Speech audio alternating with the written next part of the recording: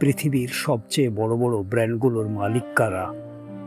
একবার নিজের কাছে প্রশ্ন করে দেখেছেন কি, এই যে আমরা প্রতিদিন ব্যবহার করি, এসব আসলে কার তৈরি?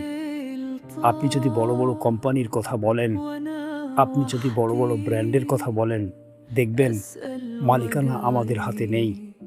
আমরা ব্যবহার করি, আমরা ভোগ করি, কিন্তু তৈরি করি না, নেতৃত্ব দেই না। তাহলে আমরা কি করছি? আমাদের ভূমিকা আসলে কি? আমরা কি শুধু খাওয়া, ঘুমানো আর সময় নষ্ট করার জন্য তৈরি হয়েছি? আজকে আমাদের জীবন এমন হয়ে গেছে, খাই, ঘুমাই আর টয়লেটে যাই, এর বাইরে যেন কোনো লক্ষ্যই নেই, কোনো স্বপ্নই নেই। একটা সময় ছিল টয়লেটে যেতে হলেও বাইরে যেতে হতো। আজকে প্রযুক্তি এত সহজ করে দিয়েছে, সব কিছু হাতের নাগালে। কিন্তু প্রশ্ন হলো, জীবন সহজ হয়েছে না আমরা দুর্বল হয়ে গেছি? মুসলমানদের কি এমন হওয়ার কথা ছিল? না, কখনোই না। আল্লাহ আমাদেরকে অলস বানানোর জন্য সৃষ্টি করেননি, তিনি আমাদের কর্মক্ষম বানিয়েছেন। নামাজ শেষ করে বসে থাকা এটা ইসলামের শিক্ষা না। হযরত ওমর রাদিয়াল্লাহু আনহু এর যুগে একটা ঘটনা ঘটে। কিছু যুবক নামাজ শেষে মসজিদে বসেছিল। তিনি এসে জিজ্ঞেস করলেন, এখানে বসে আছো কেন? তারা বলল, আমরা জিকির করছি। তিনি রেগে গেলেন, লাঠি দিয়ে তাদের উঠিয়ে দিলেন। বললেন, তোমরা কি কাজ করবে না? রিজিক আসমান থেকে নামে ঠিকই, কিন্তু জমিনে পরিশ্রম করতে হয়।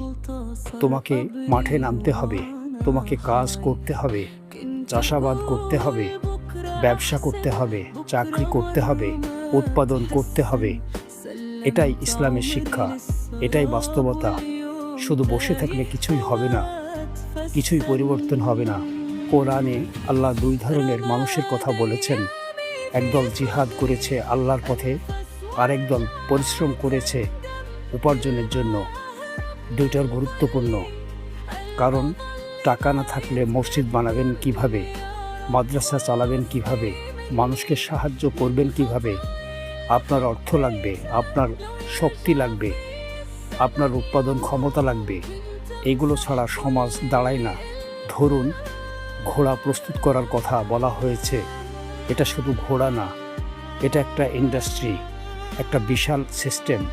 ঘোড়ার খাবার লাগবে, খাদ্য লাগবে, ডাক্তার লাগবে, প্রশিক্ষণ লাগবে। এগুলো করতে গিয়ে আরও অনেক ইন্ডাস্ট্রি তৈরি করতে হবে। খাদ্য ইন্ডাস্ট্রি, মার্কেট প্লেস, ট্রেডিং, এটাই হচ্ছে চিন্তা, এটাই হচ্ছে দৃষ্টি। ইসলাম শুধু ইবাদত না, ইসলাম একটা পূর্ণাঙ্গ জীবন ব্যবস্থা। একটা সময় মুসলমানরা এটা বুঝেছিল। প্রায় 1200 বছর তারা পৃথিবীর নেতৃত্ব দিয়েছে। ব্যবসা, জ্ঞান, প্রযুক্তি সব কিছুতে তারা এগিয়ে ছিল। কিন্তু আজকে আমরা কোথায়? আমরা পিছিয়ে। কেন পিছিয়ে গেলাম?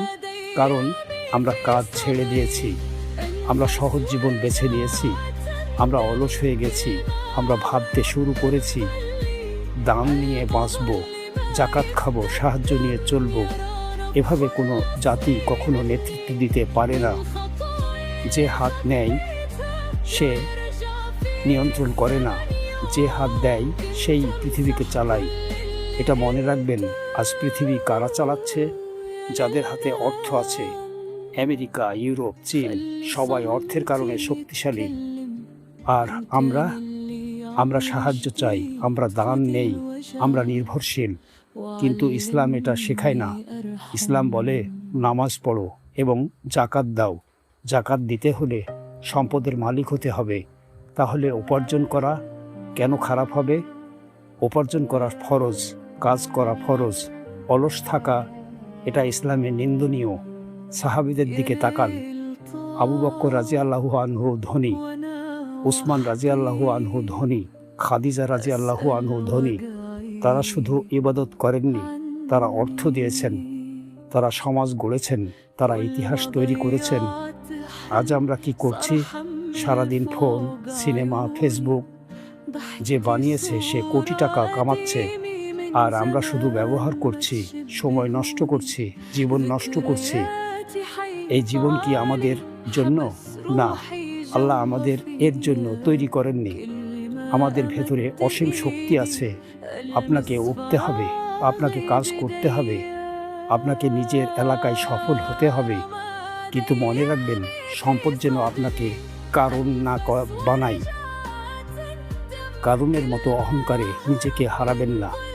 সম্পদ আল্লাহর দান, এটা পরীক্ষা। আপনি কিভাবে ব্যবহার করবেন সেটাই আসল বিষয়। আপনি উপার্জন করবেন কিন্তু অপচয় করবেন না। আপনি ভোগ করবেন কিন্তু ভুলে যাবেন না আল্লাহকে।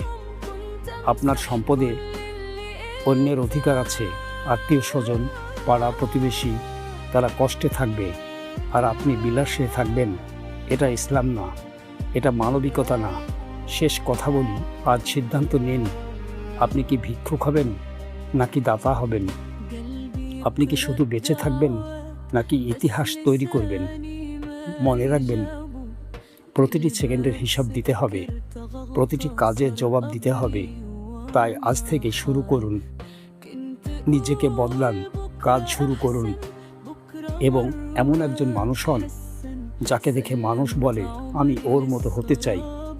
এই ভিডিওতে আমরা একটি কঠিন বাস্তবতার মুখোমুখি হয়েছি।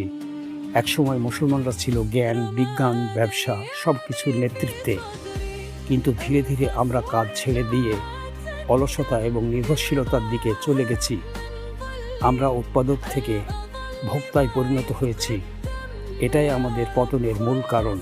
2, ইসলাম কি শুধুই ইবাদত?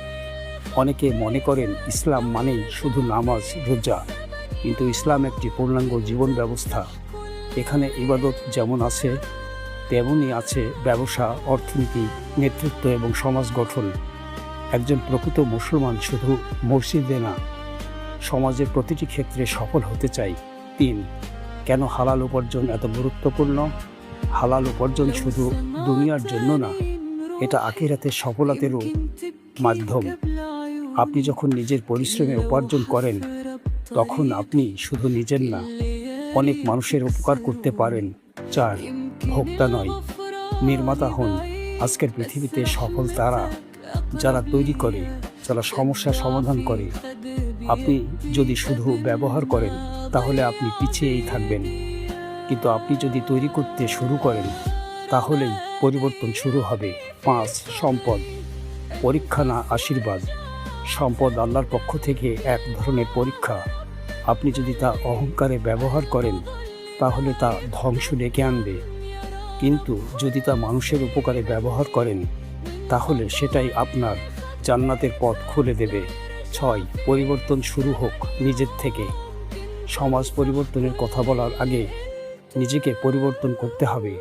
আপনি যদি নিজের জীবন ঠিক করেন, আপনার পরিবার ঠিক হবে, পরিবার ঠিক হলে সমাজও ঠিক হবে। 7, আপনার জন্য আজকের চ্যালেঞ্জ। আজকের এই পর নিজেকে একটা প্রশ্ন করুন, আমি কি শুধু সময় নষ্ট করছি নাকি আমি কিছু তৈরি করছি? আমি কি শুধু নিচ্ছি নাকি আমি দিচ্ছি? 8, শেষ বার্তা, মনে রাখবেন, এই জীবন একবারই। আপনি চাইলে এটাকে অর্থহীন করে ফেলতে পারেন অথবা এটাকে ইতিহাসে পরিণত করতে পারেন। সিদ্ধান্তটা আপনার। আজ থেকে 30 দিন নিজেকে বদলানোর চ্যালেঞ্জ নিন। প্রতিদিন একটা ভালো কাজ প্লাস একটা নতুন শেখা। দেখুন আপনার জীবন কোথায় চলে যায়। আপনি কি দাতা হতে চান নাকি গ্রহীতা? কমেন্টে লিখুন, আমি পরিবর্তন হব।